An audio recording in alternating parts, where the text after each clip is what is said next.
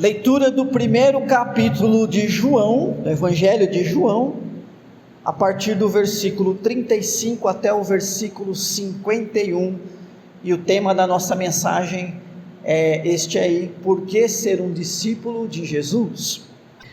Então esse texto, no início do Evangelho de João, narra a respeito dos primeiros discípulos, os primeiros a seguirem Jesus.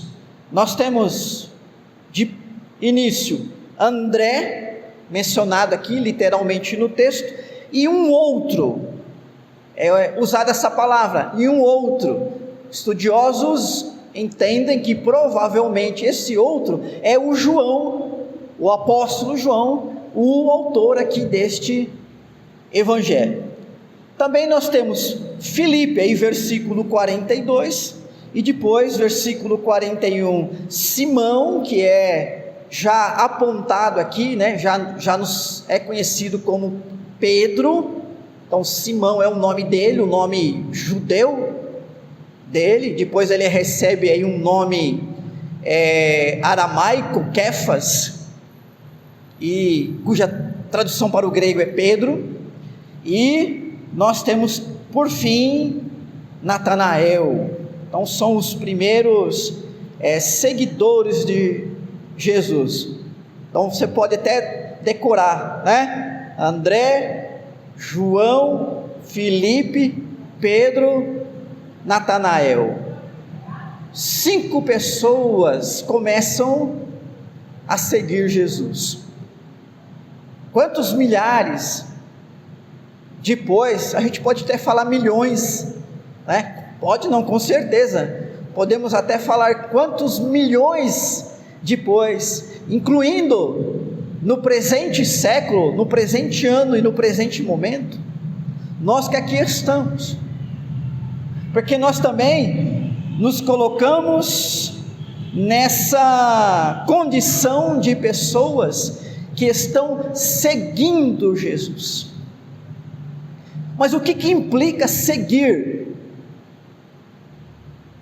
E é importante então a gente entender as palavras à luz não só do significado dela, segundo o dicionário da língua portuguesa, né? E segundo o dicionário da língua portuguesa, seguir é acompanhar alguma coisa.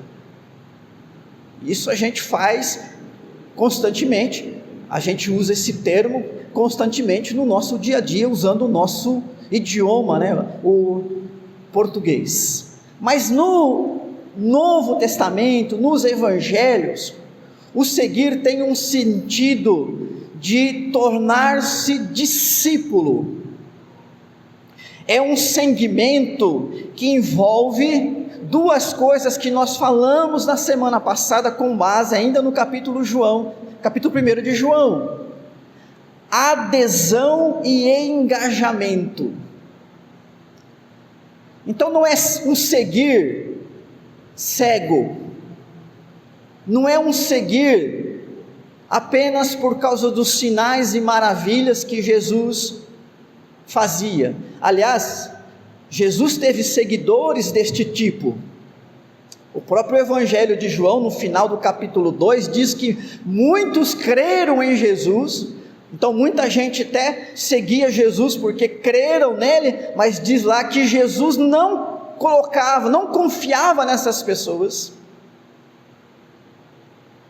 Ou seja, Jesus sabia de que elas estavam só seguindo ou dizendo: eu estou indo lá ver esse homem e ele está indo para tal lugar, eu estou indo atrás, não porque eram discípulos, não porque haviam tido uma adesão de fé e um engajamento com a pessoa e a missão do Mestre Jesus, mas porque gostaram de ver os milagres, porque queriam receber bênçãos.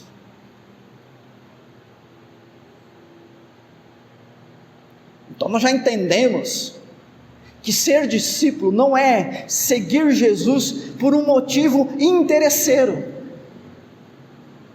ou por apenas um motivo de admiração.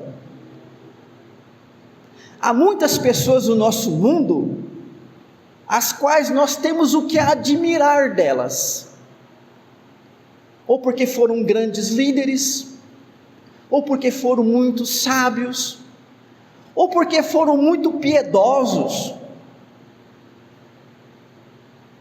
ou porque foram muito solidários,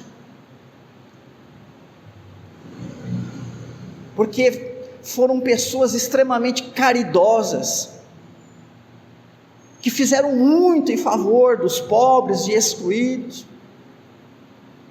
ou porque tiveram ideias e trouxeram à luz, ao conhecimento da humanidade, conceitos que são fundamentais para a nossa vida, com certo conforto, com certa tecnologia. Então, se você perguntar para mim uma lista de pessoas que, de certa maneira, eu tenho alguma admiração, né? Bom, já começo dizendo de pessoas da minha família, começo falando do meu pai, que quem o conheceu sabe do homem de fé que ele era, apesar da sua simplicidade.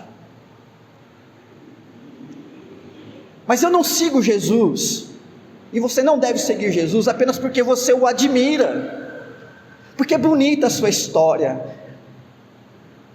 Um menino que nasce pobre, junto aos excluídos da Galileia, e tem uma mensagem linda de amor, e morre como um grande mártir em favor das pessoas. Ser discípulo é ir além dessa superficialidade. Ser discípulo envolve adesão de fé e engajamento. E nós vemos que esses primeiros discípulos, eles não queriam ser seguidores de Jesus apenas por razões superficiais. O João Batista, quando Jesus passou, ele disse: eis o Cordeiro de Deus. Estes homens eram judeus, e apesar de André e Pedro, por exemplo, serem homens pescadores, eles sabiam que o Cordeiro de Deus era aquele homem, o Messias, que estava escrito na lei de Moisés, desde o tempo de Moisés. Então, era esperado. Mas na verdade Jesus está sendo anunciado desde o Gênesis, e isso foi se tornando cada vez mais claro, nas Escrituras Sagradas.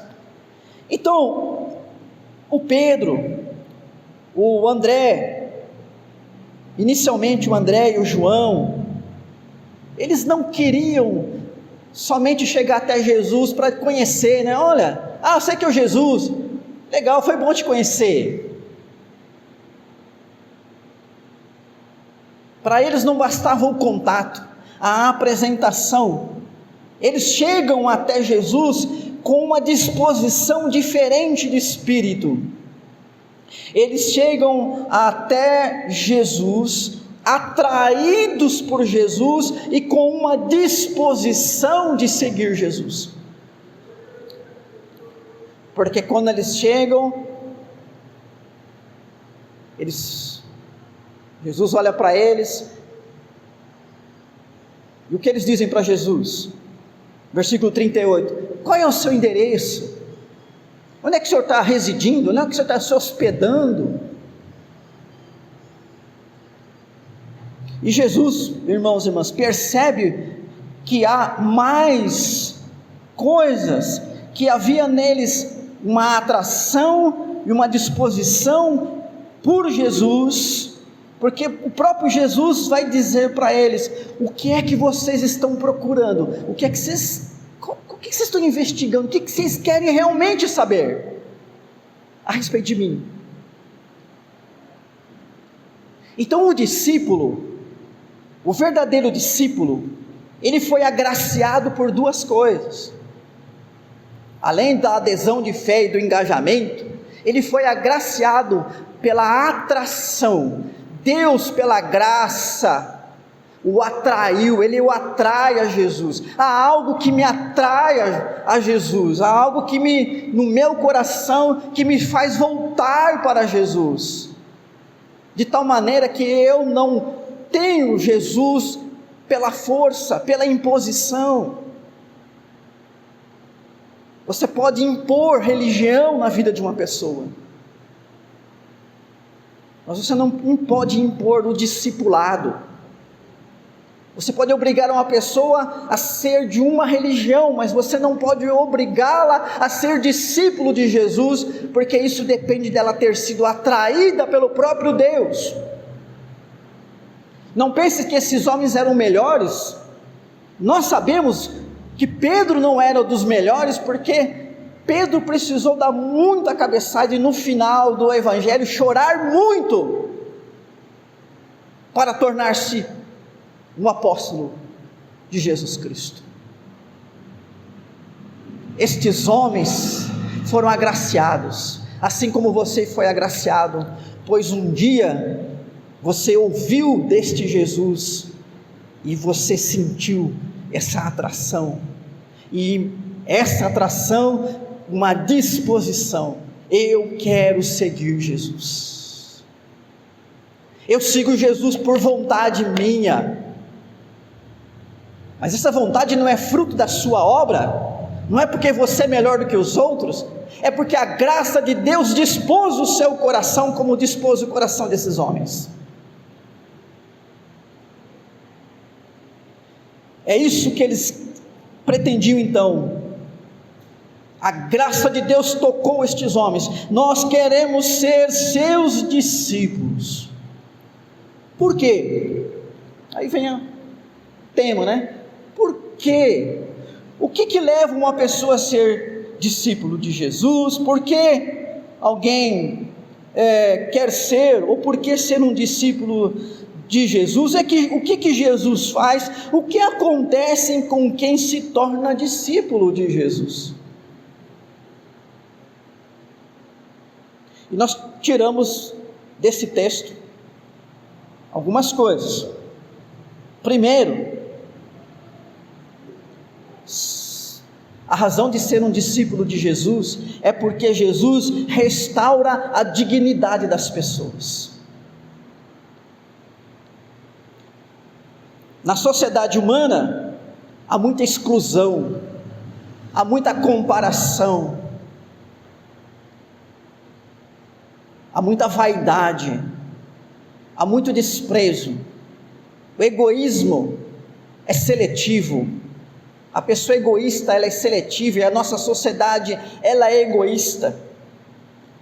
Essa pandemia que nós passamos esses 2 anos, os mais ricos ficaram mais ricos ainda, porque na hora que a situação ficou difícil por causa da pandemia, eles tiveram o poder, e com o egoísmo agiram de tal forma, que fizeram com que o mercado financeiro, o mercado capitalista favorecesse eles próprios, em primeiro lugar.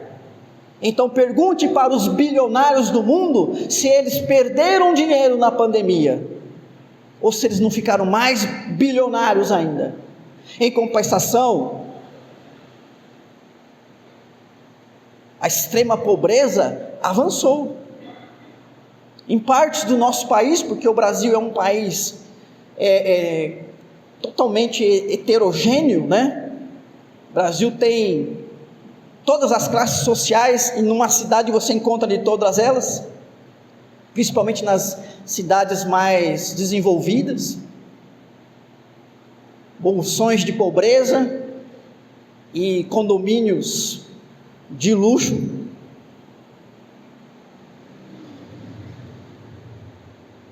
Mas pelo mundo, muita gente não morreu de Covid, morreu de fome mesmo. Esse é o mundo.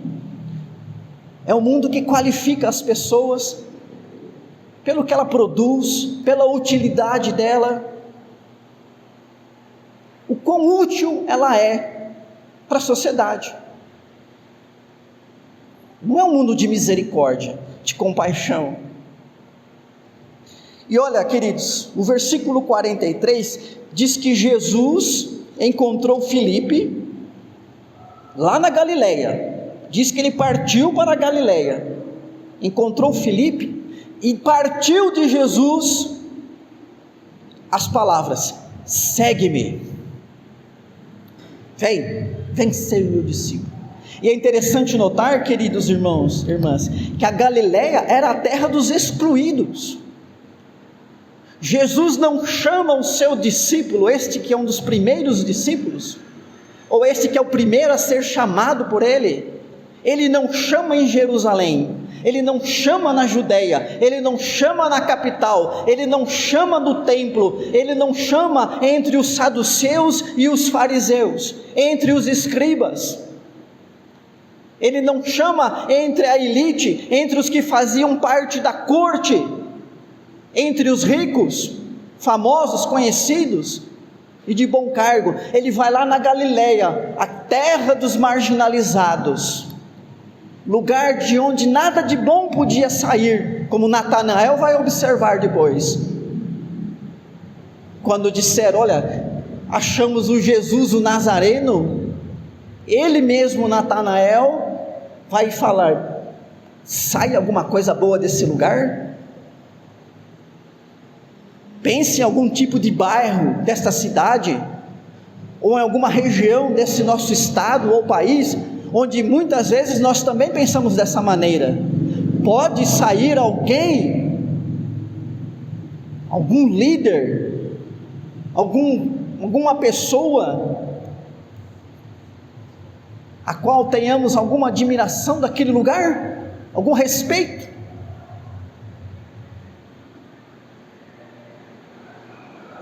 Mas Jesus busca o discípulo na Galileia. Sabe por que ele faz isso? Porque ele próprio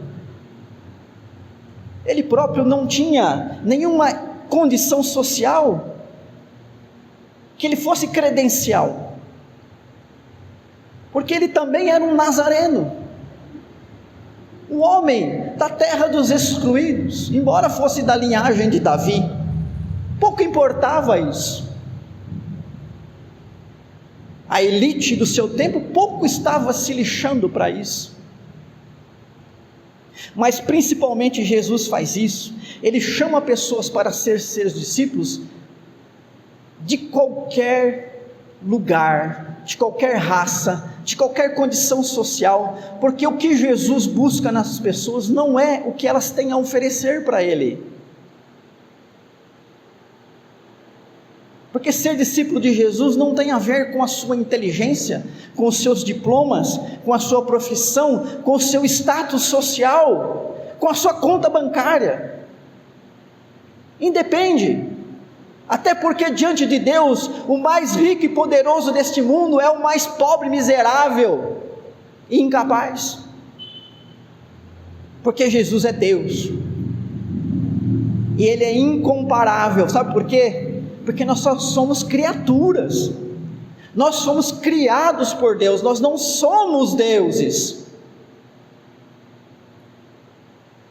somos uma criação especial de Deus, fomos feitos à imagem de Deus,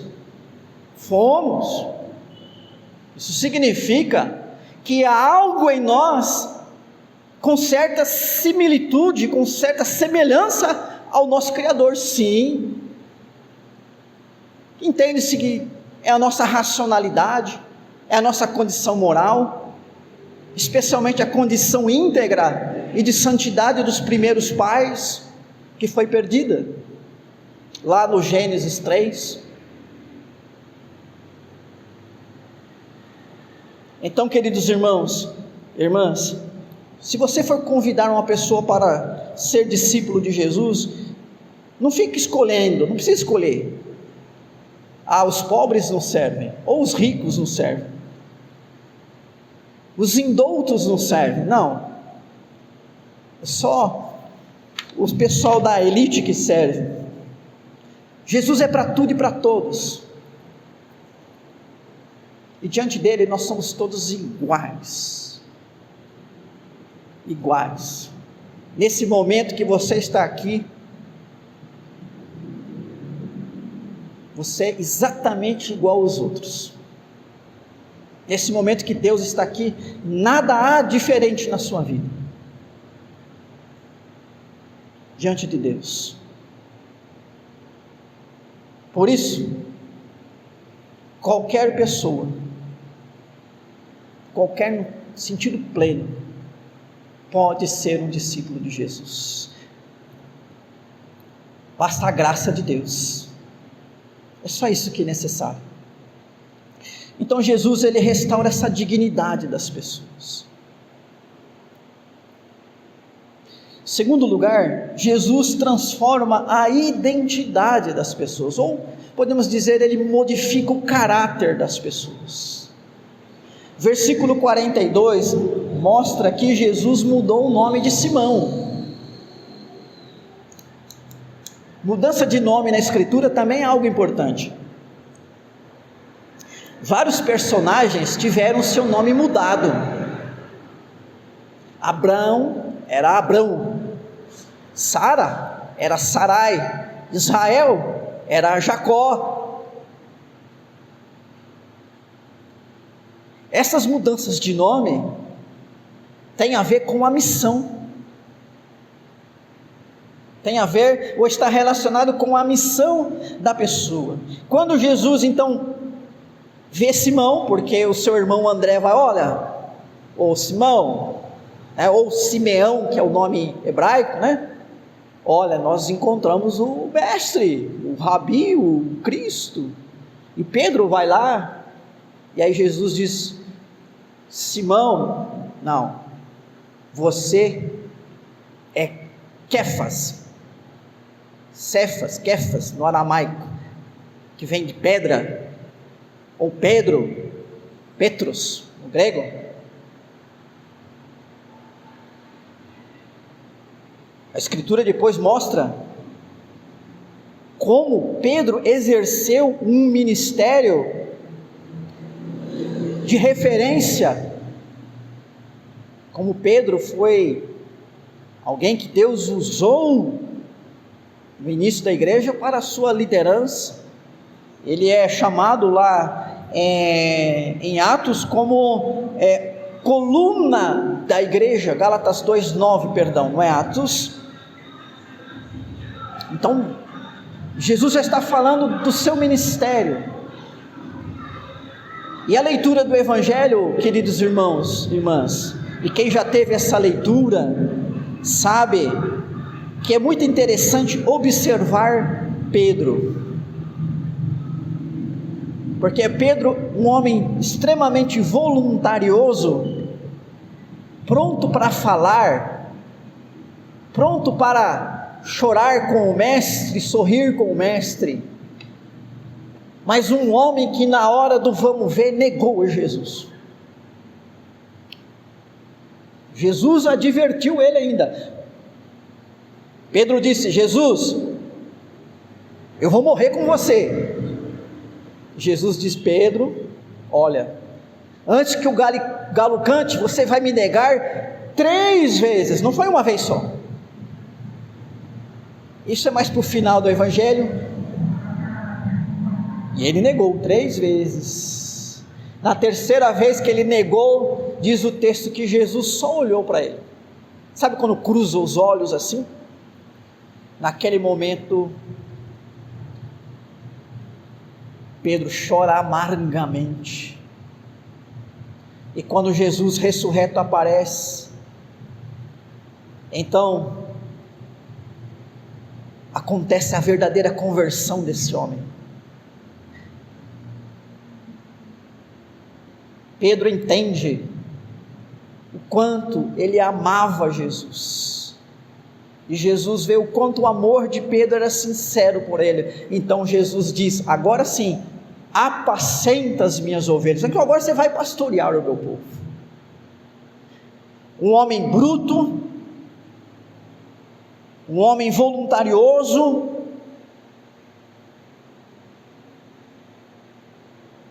se torna pastor da igreja. Olha que mudança. De Simão ele se torna o Pedro. Irmãos, irmãs, Jesus muda a identidade das pessoas. Não vai mudar o seu RG não, nem o seu CPF. Porque isso não é a nossa identidade, isso é a nossa legalidade. Não é isso? Para o Brasil, a minha pessoa legalmente é aquela do CPF, bolinha, bolinha, bolinha, RG, bolinha, bolinha, bolinha, eu foice. Não é isso? E não tem outro Alexandre, filho da dona Miquelina e do seu João Batista, e o CPF, bolinha, bolinha, bolinha, eu sou o único. Se aparecer outro aí, ele é falso, pode ter certeza. E só eu sou esse sujeito. Mas sem condições legais. Eu podia ter outro nome. Aliás, meu pai queria pôr outro nome em mim.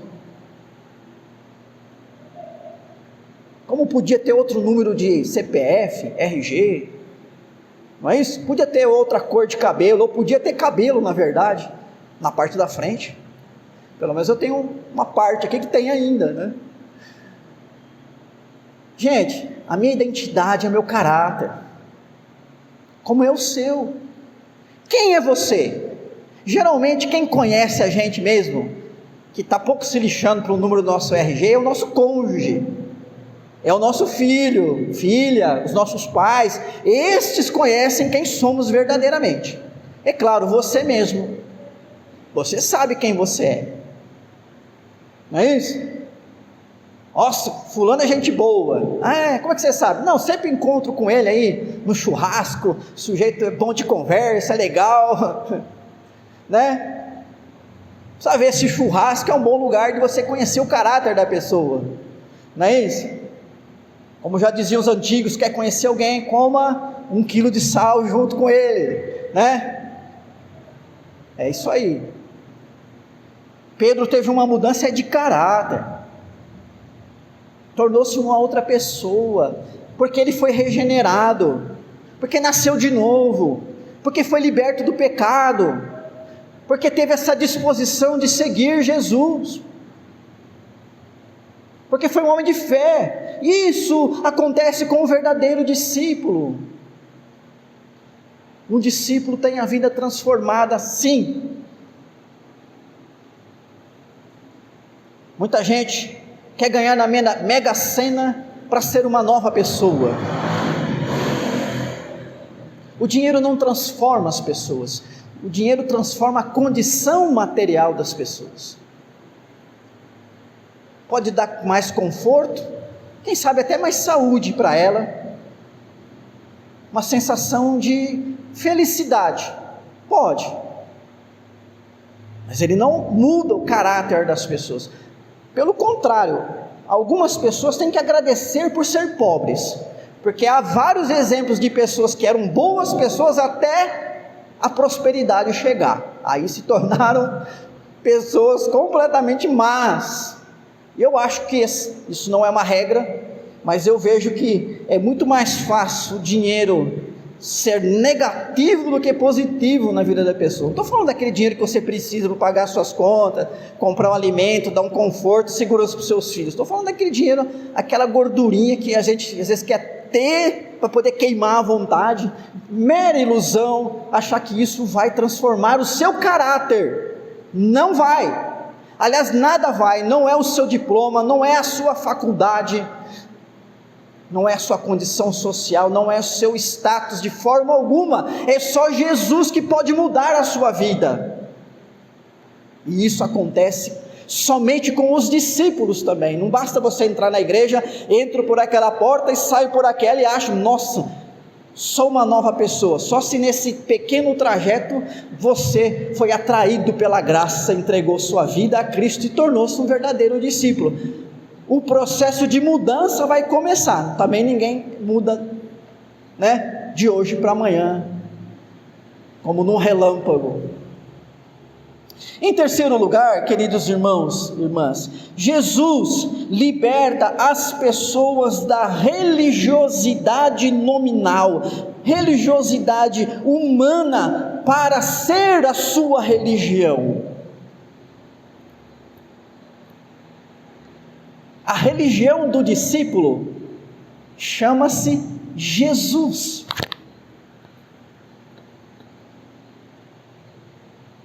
Nós somos presbiterianos, está aí 2 placas na frente, em breve teremos uma terceira, se Deus quiser, bem grande, escrito presbiteriano. Nós somos presbiterianos, estamos estudando sobre isso domingo de manhã, mas essa é uma questão também temporal, porque é a igreja local que eu frequento, que eu assumi compromisso, que eu participo e sirvo. Mas se Jesus não for a minha religião, esse nome presbiteriana, que é um nome difícil de falar, né? Que às vezes você vai citar em algum lugar, que igreja é? Sou da presbiteriana, e o sujeito fica, como é que é? Presbítero, como é que é? Não é isso? Eu já passei isso várias vezes. Esse nome pouco vai afetar a sua vida se Cristo não estiver em você, se Ele não for a sua religião. Para isso eu chamo a sua atenção para a experiência de Natanael. Quando apresentam Jesus para Natanael, versículo 46, e como eu já mencionei antes, ele diz assim: esse aí é o Cristo, o Messias? Vocês estão brincando comigo? Esse cara da Galileia? Não tinha alguém da Judéia, não tinha alguém de Jerusalém, não tinha um escriba, não tinha um sujeito mais, sabe, um carpinteiro, esse carpinteiro aí, pode vir alguma coisa boa de Nazaré? Quanto preconceito! E sabe o que Jesus diz para Natanael? Então, eis um verdadeiro israelita, em quem não há dolo. Jesus está dizendo o seguinte: sabe a cabeça desse sujeito? É a cabeça de um israelita, de um religioso, judeu religioso. O que Natanael está dizendo, queridos irmãos, irmãs, não é coisas de desprezo. Natanael está apenas com um discurso carregado do preconceito religioso do seu tempo.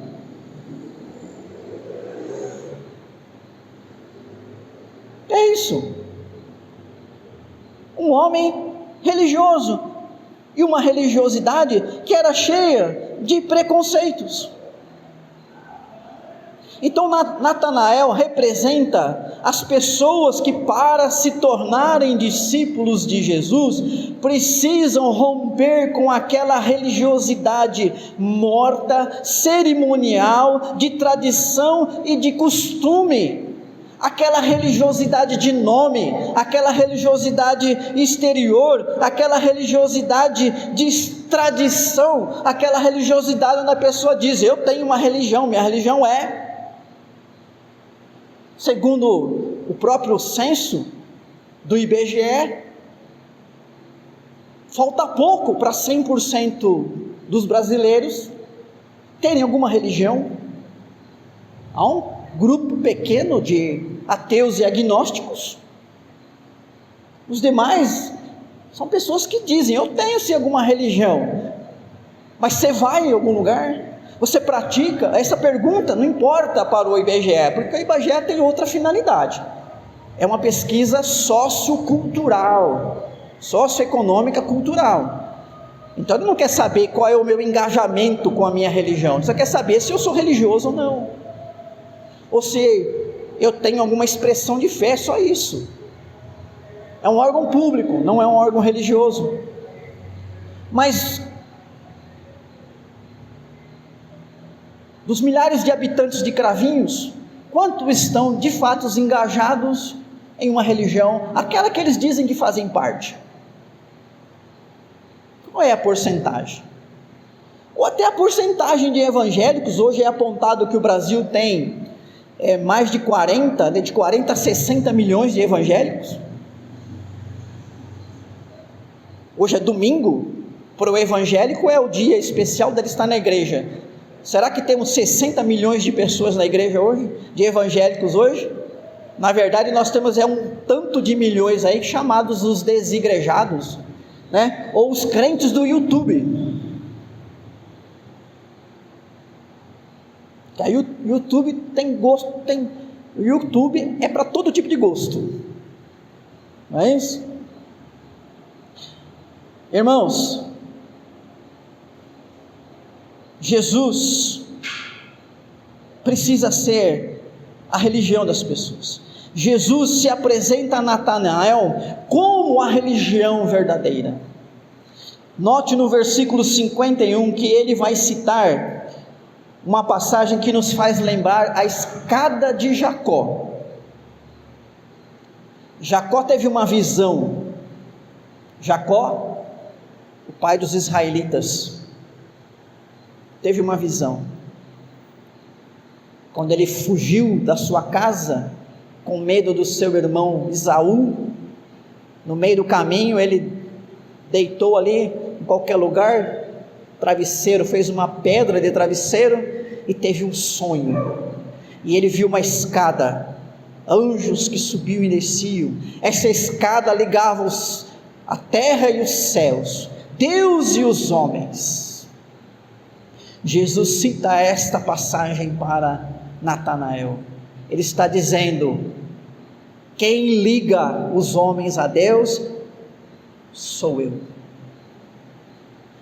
Religião, a palavra religião significa aquilo que religa o homem a Deus.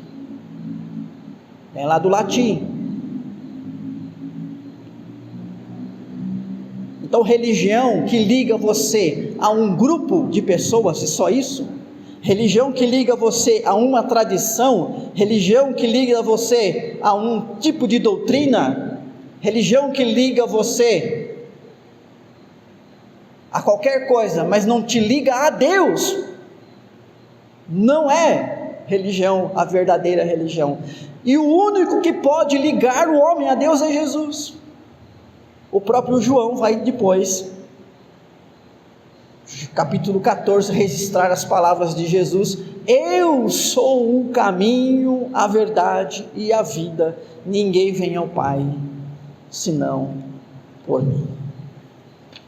Então, o verdadeiro discípulo, ele tem uma religião chamada Jesus. Essa é a verdadeira religião dele. O discípulo foi aquele que aderiu pela fé e se engajou com o Mestre Jesus.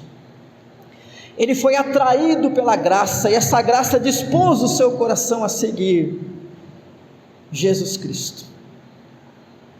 E independente da condição econômico-social dele, porque isso pouco importa para Deus, ele é um discípulo de Jesus e tem sido transformado por Jesus.